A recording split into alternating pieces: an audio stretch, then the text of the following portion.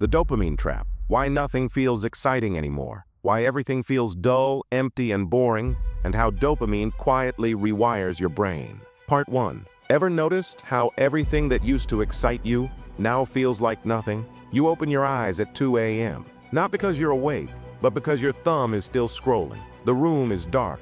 Your phone glows like a tiny sun. Short videos loop endlessly. You don't even laugh anymore.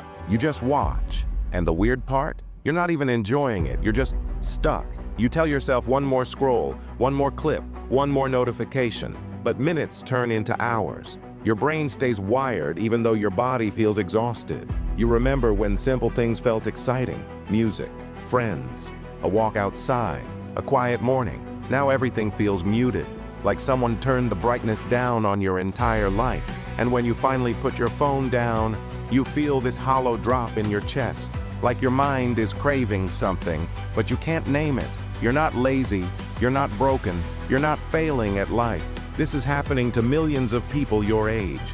And it's not because life got worse. It's because your brain has been rewired by constant stimulation. Every swipe, every ping, every flashing thumbnail, it all adds up, silently reshaping the way you feel excitement, pleasure, and motivation.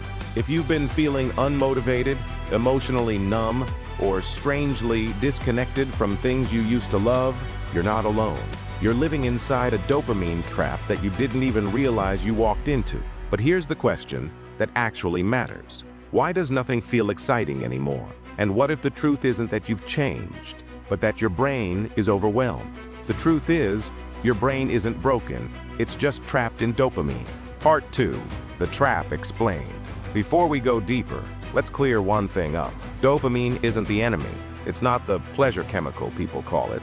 It's your brain's reward currency, the signal that says, hey, that felt good, do it again. But here's where it gets dangerous. Modern life doesn't just give you rewards, it gives you fast rewards, endless rewards. Rewards your brain was never built to handle. Think of dopamine like a spark. It's supposed to fire when something meaningful happens.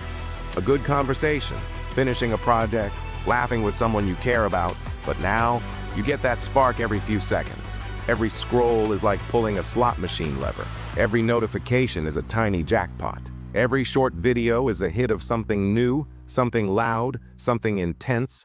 You're not choosing stimulation anymore. You're swimming in it, and your brain adapts, because that's what the brain does best. It builds tolerance. It numbs itself. It raises the bar. So the things that once felt exciting aren't strong enough anymore. Your brain has been trained to expect constant motion, constant novelty, constant reward. Silence now feels uncomfortable. Pauses feel empty. Boredom feels painful. And this is where it gets interesting. Dopamine was never designed to flood your system every minute. It was meant to guide survival, to help you seek food, seek connection, seek meaning. But now, your brain is being hijacked by a world built on instant gratification, fast food, fast entertainment, fast validation, fast distraction. Everything is so fast that your mind no longer knows how to slow. Your emotions flatten. But here's what most people don't realize. Dopamine isn't the feeling of pleasure. It's the feeling of anticipation, the chase, not the reward. So how does this trap shape your emotions, your habits, your motivation, and more importantly, how does it silently shape you? Let's dive deeper. Part 3, how it affects you. This is where the dopamine trap becomes personal, because it doesn't just change what you do, it changes how you feel. You might notice it in small ways first. Music doesn't hit the same. Hobbies don't feel inspiring. Even good news feels strangely muted. It's like your emotional range got turned down, one quiet notch at a time. But here's the deeper layer. When your brain gets used to fast dopamine, slow dopamine feels boring. And slow dopamine is where real life happens. The satisfaction from finishing a task, the peace of a long walk, the comfort of a real conversation, the pride of learning something new. All of that becomes harder to enjoy because your brain is chasing the next quick hit. And this is where the emotional damage begins. You feel restless when things get quiet. You feel anxious when you're not stimulated. You feel guilty for being unproductive, even though you can't focus on anything. You're not unmotivated. You're overstimulated. Your brain isn't lazy, it's exhausted. Let me show you what this looks like in real life. Imagine Alex, Alex is 22. He wakes up, checks his phone in bed, and scrolls for 40 minutes without realizing it. At breakfast, he watches short clips. On the bus, he scrolls again.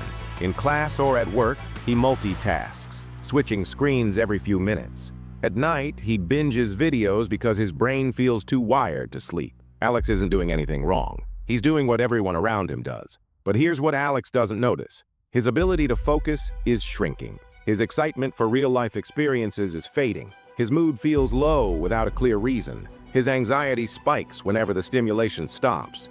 And when he tries to work on something meaningful, something that requires patience, stillness, or sustained effort, his brain fights him because deep work feels slow, and slow feels painful compared to the instant hits he gets all day. Maybe you've felt this too.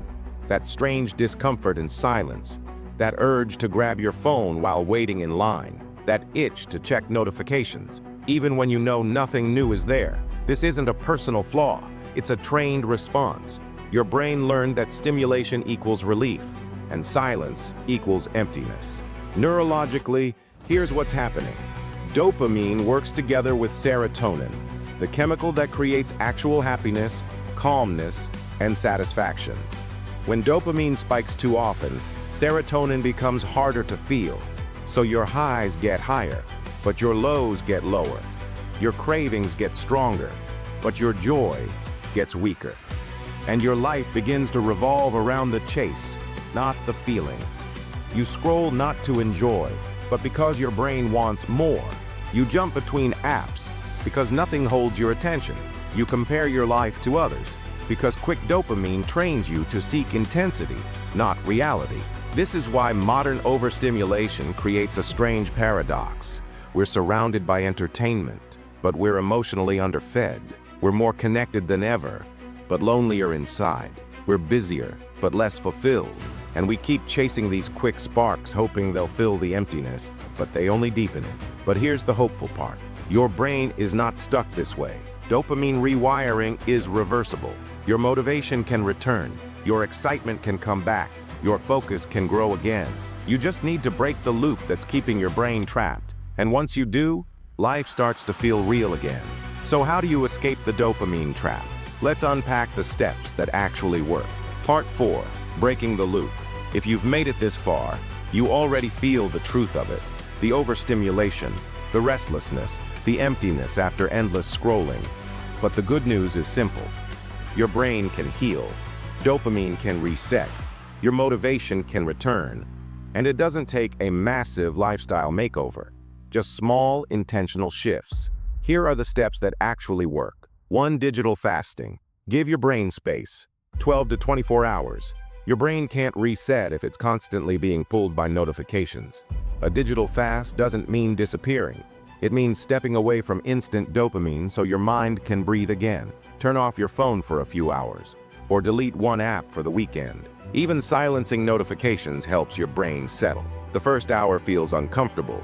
The second hour feels calmer. By the third, your thoughts start to slow down, and you reconnect with yourself. This is your dopamine baseline beginning to reset. 2. Replace quick hits with deep rewards. Here's what most people forget. You can't just remove stimulation. You need to replace it. Deep work, deep conversations, deep focus, deep rest. These activities release slower dopamine, the kind that builds motivation instead of draining it. Start with a simple rule. Do one thing every day that takes 20 minutes of focus. Read. Work on a skill. Write. Study. Create something. At first it feels slow, then your brain remembers how good depth feels. 3. Relearn boredom. This might sound strange, but boredom is medicine. Boredom is your brain stabilizing. It's the detox moment when your mind is looking for fast rewards and slowly realizes they aren't coming. Sit with the silence. Stare out the window. Go for a walk without headphones. Your brain will fight it at first, then it will settle, then it will reset. And that's when creativity and motivation return. 4. Move your body. Physical dopamine. Reset movement is the fastest way to rebalance your reward system. It doesn't need to be a workout, just walking, stretching, breathing deeply for 5 minutes. When your body moves, your brain circulates calmer dopamine. Your stress drops, your mood rises, your clarity returns. If this hits close to home, hit subscribe. It helps more minds find clarity and supports videos like this one on Better Daily Audio. The dopamine trap is powerful, but you are stronger once you understand how it works. And every small choice you make to slow your mind down helps you reclaim your excitement, your focus, and your life. So what happens when you finally let your brain rest? Let's talk about that. Part 5. Maybe the real problem isn't that life got boring. Maybe it's that your brain forgot how to rest. When everything moves fast, we forget that meaning grows slowly, fulfillment grows slowly, peace grows slowly.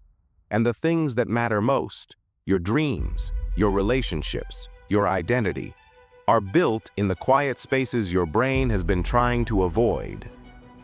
But here's the truth we rarely admit. Silence isn't empty. It's where you reconnect with yourself. That's why the first few moments without your phone feel strange. It's not loneliness. It's detox. Your mind is clearing the static so you can actually hear your own thoughts again. And when the static fades, something beautiful happens. Your excitement starts to return. Not the explosive, artificial kind, but the steady, meaningful kind that warms you from the inside. You start laughing again. You start caring again. You start creating again. You start living again. All because you gave your brain the one thing it's been missing: stillness. So if nothing feels exciting anymore, don't assume something is wrong with you. Assume your brain is overstimulated and starving for calm.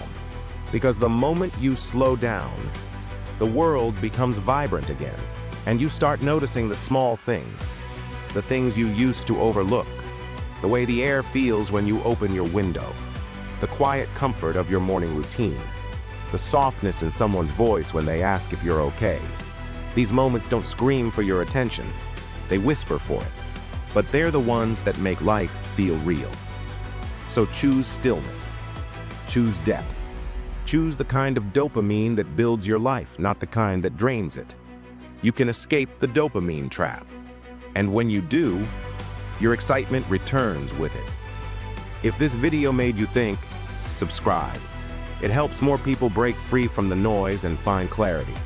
And tell me in the comments, have you ever felt this way too? Which part hit you the hardest? What's one change you'll try after watching? Your brain is not broken. It's just waiting for you to slow down enough to hear it again.